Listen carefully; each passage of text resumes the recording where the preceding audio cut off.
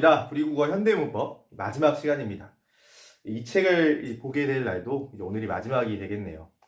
자, 지난 시간에 선생님과 함께 사동 표현을 살펴봤는데요. 간단하게 복습을 해보도록 하죠. 사동이라고 하는 것은 동작을 시키는 것을 말했습니다. 반대는 주동이었죠. 동작을 스스로 하는 것. 자, 주동 표현을 사동 표현으로 바꿔보면 사동 표현에 대해 여러분 이해가 분명히 될 겁니다.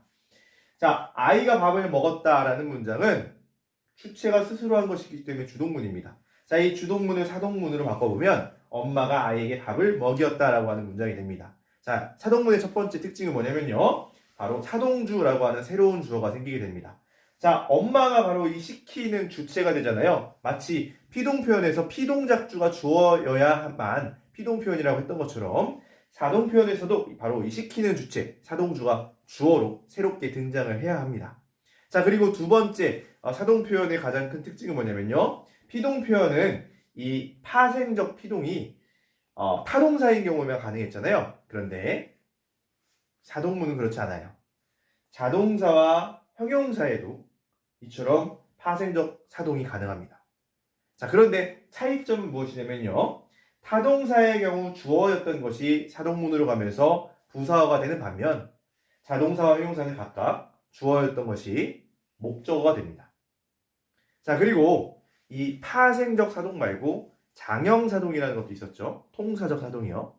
자, 개하다 또는 개 만들다에 의해서 실현되는 이 장형사동은 반드시 간접사동이라고 이야기했습니다. 간접사동은 사동주가 그 동작에 직접 관여하는 것은 아닌 사동을 말했어요. 예를 들어서 엄마가 아이에게 책을 읽게 하다라고 하는 문장은 아이에게 책을 읽어 라고 이야기를 했을 뿐 그 동작에 직접 참여하진 않죠.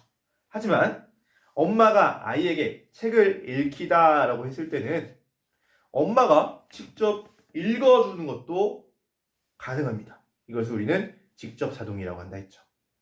자, 지금까지 선생님과 꽤나 머리가 복잡한 피동 표현과 사동 표현에 대해 살펴봤는데요. 조금 어렵긴 하지만 그래도 여러분이 곰곰이 살펴보면 이해는 될 겁니다. 자, 오늘은 좀 비교적 쉬운 부정 표현에 대해서 알아볼 건데요. 자, 어떤 내용일지 짧지만 굵게 알아보도록 하겠습니다. 자, 그럼 마지막 부정 표현 살펴보도록 하죠. 자, 부정 표현은 어떤 종류들이 있는지 살펴보도록 하겠습니다. 쉬워요. 아주 쉽습니다. 자, 부정 표현. 먼저 부정 표현이라고 하는 것은 말 그대로 문장의 내용, 의미 따위를 부정하는 문법 기능을 말해요. 부정 표현을 알기 위해서는 긍정 표현부터 살펴봐야겠죠. 주희가 기숙사에 갔다 라고 하는 것은 긍정문입니다. 자, 그리고 원균이가 핫도그를 먹었다 라고 하는 것도 긍정문입니다. 자, 그런데 얘를 부정 표현으로 바꿔보겠습니다. 주희가 기숙사에 갔다. 근데 그 앞에 기숙사 문이 잠겨서 라고 하는 종속절을 넣어볼게요. 점심을 먹어서 라고 하는 종속절을 넣었습니다. 기숙사 문이 잠겨서 주희가 기숙사에 갔다? 말이 안 되죠? 여기에 한 가지 요소를 넣어보도록 하죠. 바로 못입니다. 기숙사 문이 잠겨서 주희가 기숙사에 못 갔다. 점심을 먹어서 원균이가 핫도그를 안 먹었다. 이렇게 되면은 정상적인 문장, 즉 부정문이 되게 됩니다. 자, 부정문에 대한 설명을 좀 자세히 하도록 하겠습니다. 먼저 능력부정이라는 게 있어요. 능력부정이라는 것은 말 그대로 주어의 능력이 부족해서 어떤 일이 일어나지 않을 경우를 말합니다. 나는 배가 불러서 밥을 다 못 먹었어 라고 할 때는 그 먹을 그 장이 되지 않는 거예요. 위장이 되지 않는 거예요. 더 먹어서는 구토가 유발될 정도로 배가 부른 상태인 거죠. 그럴 때는 못이라고 하는 이 부사를 사용해서 부정을 해줍니다. 여러분 부정부사 기억나죠?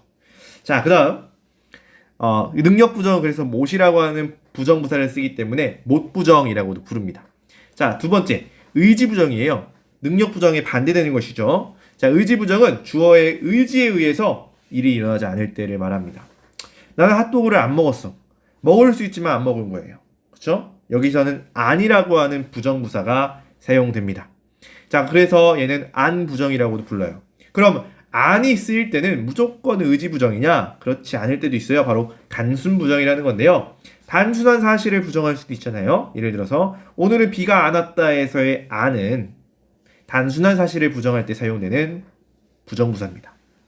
자, 이렇게 해서 단순부정, 의지부정, 능력부정을 살펴봤는데요. 그것만 있느냐? 여러분, 짧은 부정, 긴 부정이라는 것도 있어요. 짧은 부정은 지금 살펴봤던 부정부사를 사용하는 부정문을 말합니다.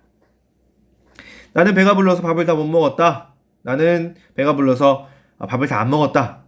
부정부사를 사용하죠. 그럼 긴 부정이 뭐냐? 긴 부정은 보조용어인 아니하다와 못하다 그리고 말다를 사용하는 부정문입니다. 자, 예를 들어서 나는 배가 불러서 밥을 다 먹지 못했다. 지 못하다를 썼죠. 나는 배가 불러서 밥을 다 먹지 않았다. 얘는 이제 의지부정인 거예요. 그리고 배가 부르면 밥을 다 먹지 말아라. 여러분, 말아라 같은 경우는요. 어떤 경우에 쓰냐면 부정 표현의 명령 청유의 문장을 사용할 때는 말다를 사용합니다. 왜냐면 너 먹지 않아라, 너 먹지 못해라 이런 말을 쓸 수가 없거든요. 즉, 이 아니하다와 못하다는 명령 청유가 불가능합니다. 그래서 말다라고 하는 보조용어를 반드시 쓴다는 점 기억을 해두길 바라겠습니다. 자, 그래서 부정 표현 살펴봤고요. 짧죠? 정말 짧고 간단하죠? 기출문제 풀고 마무리해 보도록 하겠습니다. 자, 이 정도만 알아도 다 해결됩니다. 자, 보기를 통해서 부정 표현의 특성에 대한 대해 탐구한 내용을 적절하지 않은 것을 골라보래요. 자, 1번 그냥 보겠습니다. 1번 기역 니은에는 안 부정문이 주어의 의도나 의지를 부정하는 데 쓸 수 있군. 보겠습니다. 어제는 비가 오지 않았다. 이거 단순 부정이잖아요. 그쵸? 단순 부정이고 철수는 오늘 쉬고 싶어서 운동을 안 했다. 얘는 의지 부정이에요. 그래서 주어의 의도나 의지를 부정하는 데 쓰일 수 있는 것은 니은이고요. 기억은 아닙니다. 그래서 정답은 1번이겠네요. 자, 2번 보겠습니다. 디귿에는 안 부정과 못 부정문이 모두 객관적 사실을 부정하는 데 쓸 수 있겠군. 디귿 보겠습니다. 여기에는 이제 물이 흐르지 않는다. 이 물이 흐르지 못한다. 이 물이 흐르고 안 흐르고는 사실 어떤 의지와는 상관없기 때문에 맞는 얘기인 것 같습니다. 3번 디귿과 리을을 비교해보니 형용사를 부정할 때는 못 부정문이 쓰이지 않는군이라고 했어요. 맞아요.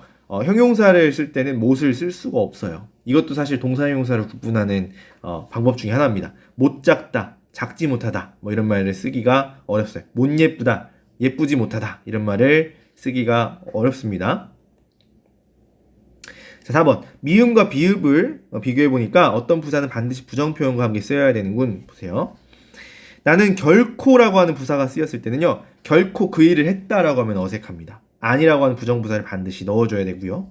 확실히라고 하는 것도 확실히 같은 경우는 쓸 수 있네요. 자, 5번 시옷을 보니까 명령문에는 안 부정부가 못 부정문이 쓰이지 않는군. 아까 말했지만 마라가 쓰여야 된다라는 거였습니다. 자, 이렇게 해서 부정 표현까지 살펴봤고요. 이렇게 해서 여러분 대단원의 구리국어 현대문법 끝이 났습니다. 정말 한 학기 동안 고생 많았고요. 좀 어렵기도 했을 텐데요. 그래도 최선을 다해서 공부한 만큼 좋은 결과들이 앞으로 있으리라 선생님은 기대를 합니다. 정말 고생 많았고요. 선생님은 계속해서 여러분의 열정을 응원합니다.